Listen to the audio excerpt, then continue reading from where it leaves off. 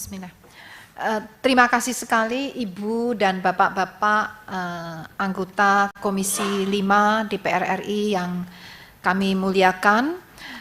Izin kami menanggapi mulai yang terakhir ini, terutama terkait penerbangan. Tadi disampaikan perlu adanya edukasi dan sosialisasi. Itu tepat sekali, memang kami juga memantau fenomena cuaca di Papua, terutama di daerah pegunungan-pegunungan itu sangat cepat berubah, sehingga Bapak Deputi Meteorologi ternyata memang sudah mengagendakan tanggal 19 Juni. 19 Juni ini ada sekolah lapang cuaca penerbangan. Sekolah lapang cuaca penerbangan. 13 dan di Timika dan tanggal 13 dan 19 Juni di Sentani dan di Timika, Bapak.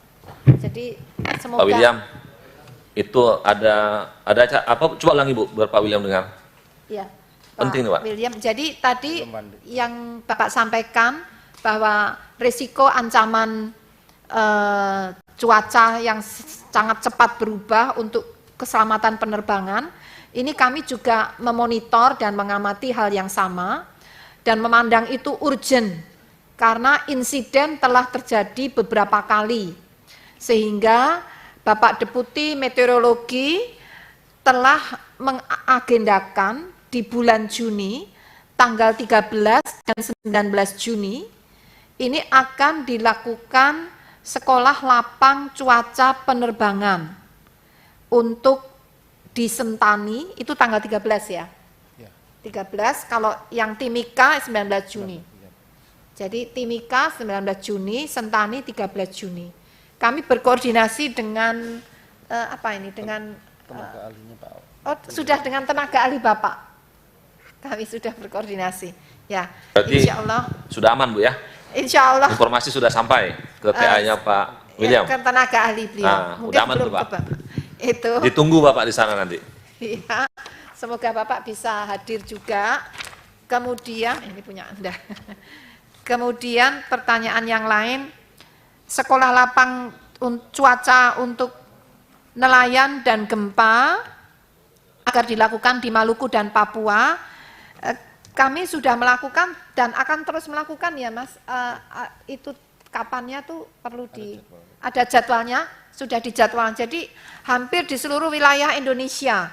Memang yang belum pernah di Kalimantan ya? Oh, sudah pernah, maaf saya yang salah. Sudah pernah, di Kalimantan sudah pernah. Yang di seluruh. Bagaimana?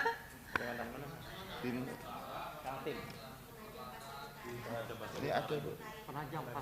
Penajam, di Penajam Pasir Utara,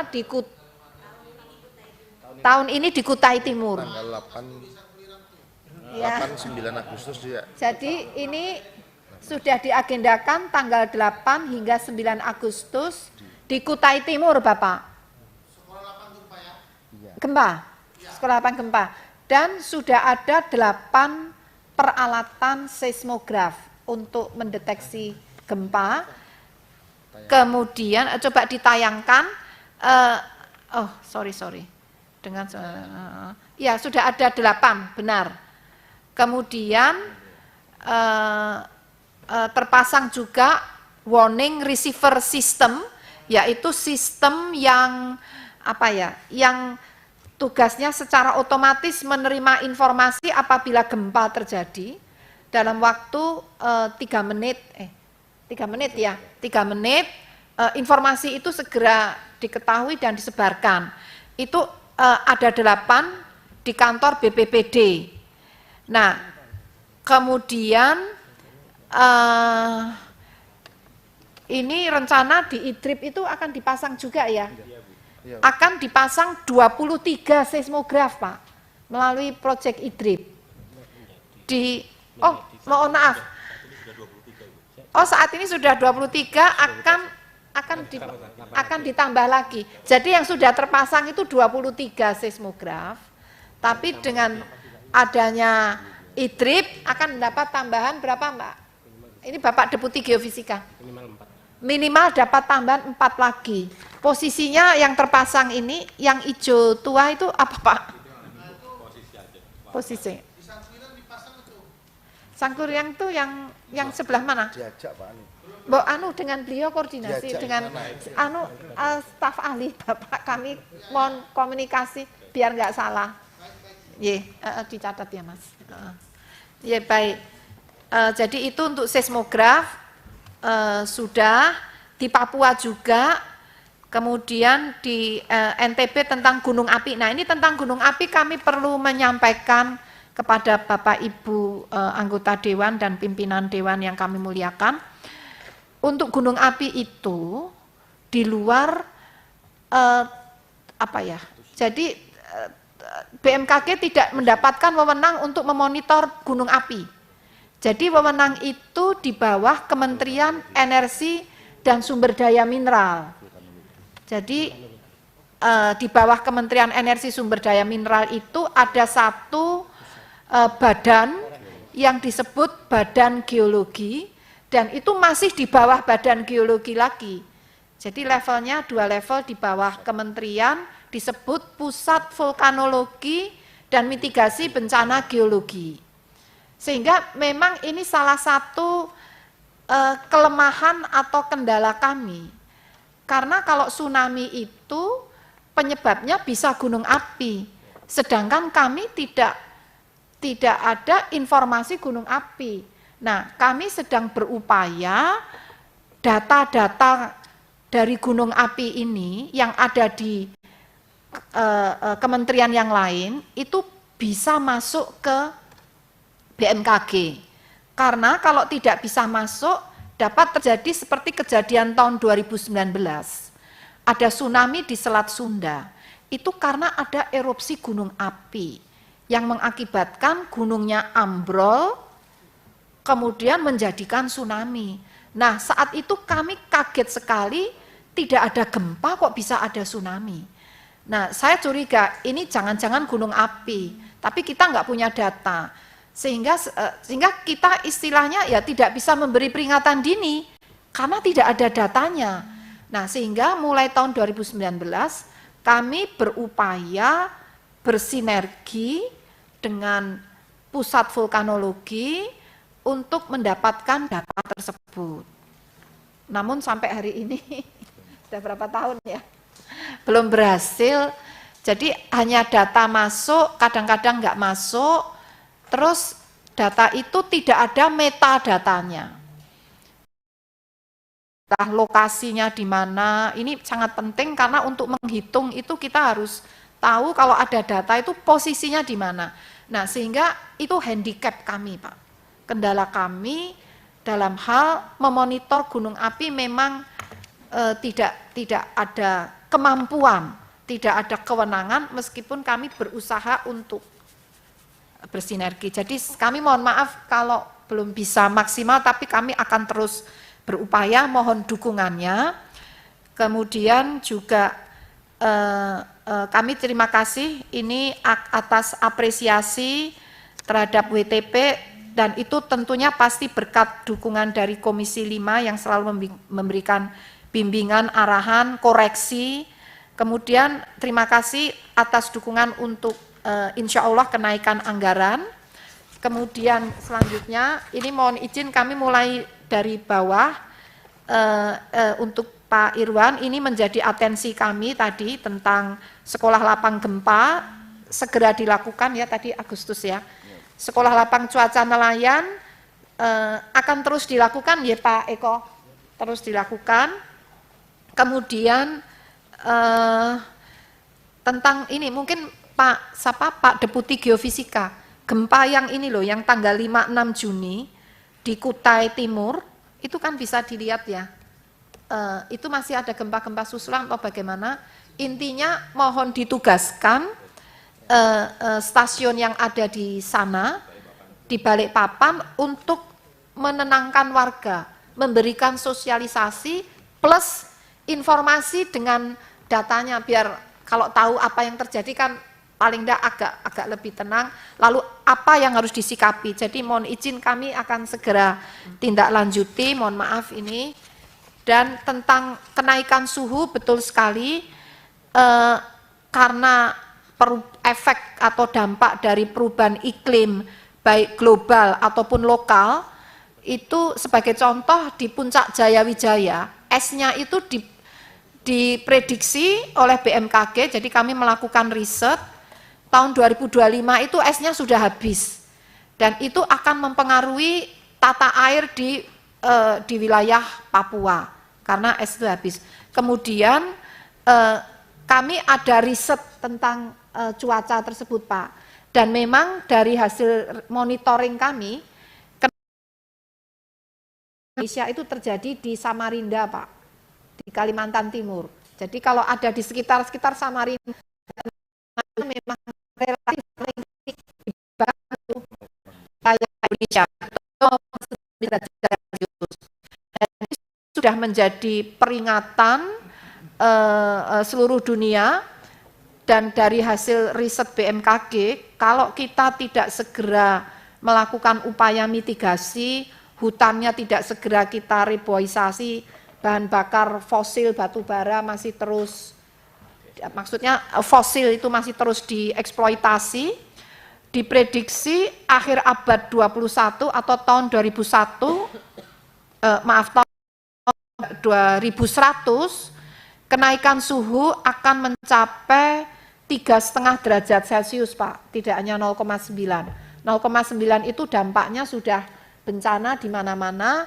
Dapat kita bayangkan kalau 3,5 derajat Celcius itu dampaknya akan bencana auzubillah min dzalik bagaimana. Jadi ini memang tanggung jawab bersama, kami terus melakukan monitoring dan menambah peralatan, Pak. Ini kami memang mengalokasi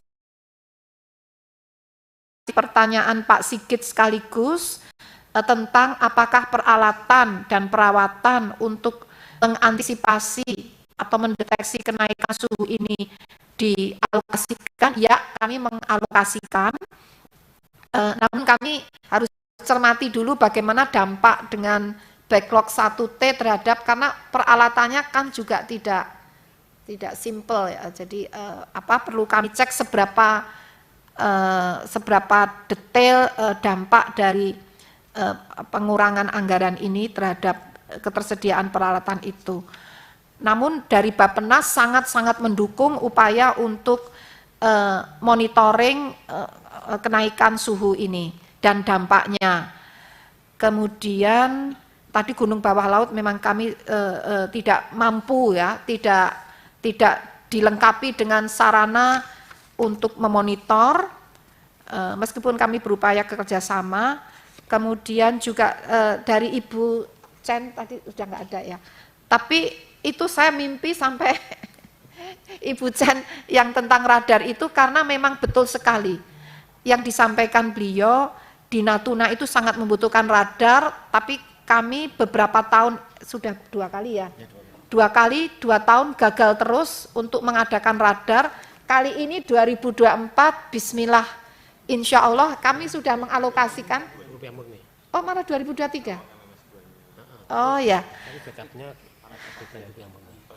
Jadi kalau proyek yang MMS2 itu tadi sudah keluar dokumen resmi disetujui untuk dijalankan, 2023 radar bisa, insya Allah bisa diadakan untuk Natuna, karena itu memang prioritas utama, ini daerah terluar terdepan.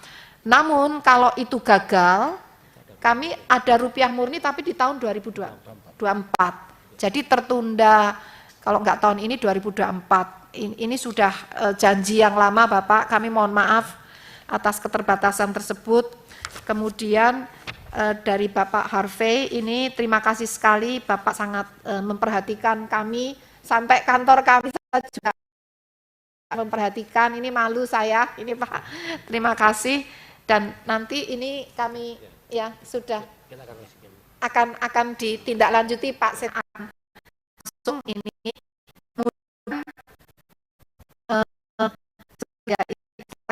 data ini terima kasih. Kemudian dari Bapak Suhartono, praktisi beliau, terima kasih atas apresiasinya. dan juga atas dukungannya untuk kenaikan pagu anggaran untuk Jatim. Nah, ini Jatim ini ada hal khusus.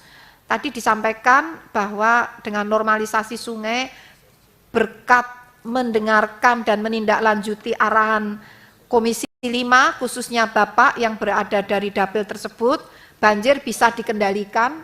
Alhamdulillah kami juga akan terus untuk mendengarkan, menindaklanjuti saran-saran dari Komisi 5. Namun ini perlu kami sampaikan bahwa mulai Juni ini, jadi kami sudah memprediksi sejak bulan Februari Pak. Kami sampaikan ke gubernur dan ke pihak terkait, mulai Juni, sejak Maret, Februari kami memprediksi Jawa Timur itu akan mengalami kekeringan Pak. Jadi kekeringan yang kurang lebih tingkat keparahannya seperti tahun 2019. Jadi saat itu sampai terjadi kebakaran lahan hutan, sampai krisis air, akibat adanya apa? Ditanya Jawa Timur mana? Seluruh Jawa Timur, sebagian besar wilayah Jawa Timur. Udah aman Pak, seluruh Jawa Timur Bu ya? Iya, iya. Sebagian besar bahkan, ya? Jawa, sebenarnya ada petanya, ada yang bawa bisa ditayangkan dari klimatologi yang kemarin di press conference itu mau ditayangkan. Kami sudah press conference juga, sudah melapor ke Presiden, sejak Maret kami melapor agar ada antisipasi 3 bulan. Jadi antisipasinya sebetulnya PUPR juga sudah mengantisipasi, mengatur waduk, pintu-pintu air, irigasi, dan juga Kementerian Lingkungan Hidup jadi berkoordinasi juga dengan kami melakukan teknologi modifikasi cuaca untuk mengisi waduk-waduk, bendung-bendung ini. Jadi antisipasi dilakukan, tapi mohon juga diwaspadai jangan sampai ada yang menyulut puntung rokok karena sangat mudah terbakar. Kondisinya mulai Juni, Juli, Agustus, September, Oktober mulai berkurang. Ya, Oktober mulai berkurang tapi masih ada potensi. Jadi itu untuk Pak Suhartono, mohon maaf informasinya beritanya kurang bagus.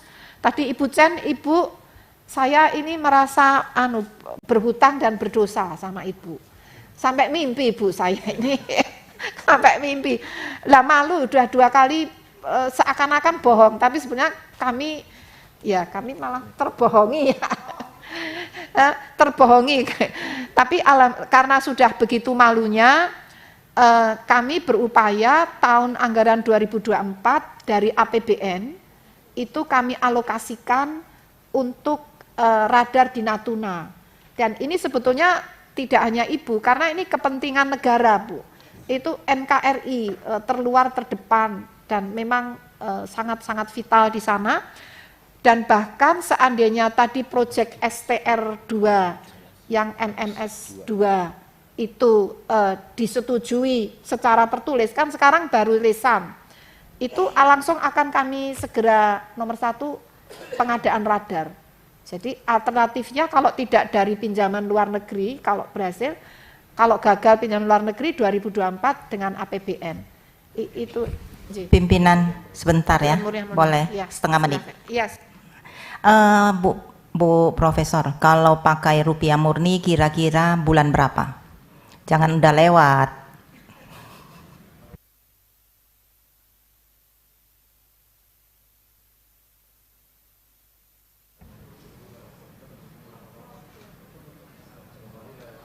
Bulan berapa? Oktober 2024. Nah, kalau begitu saya minta mungkin awal-awal dibikin dulu sesuatu entah, pokoknya Bu Profesor atur. Yes.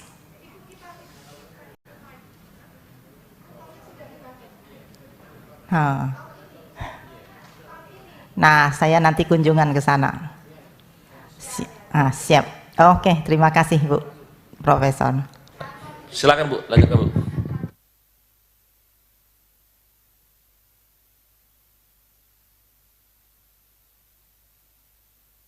Jadi Ibu itu kemudian, oh ada, Ditayangkan, Bu. oh ya yang ditayangkan apa ini? Yang kekeringan. Oh kekeringan.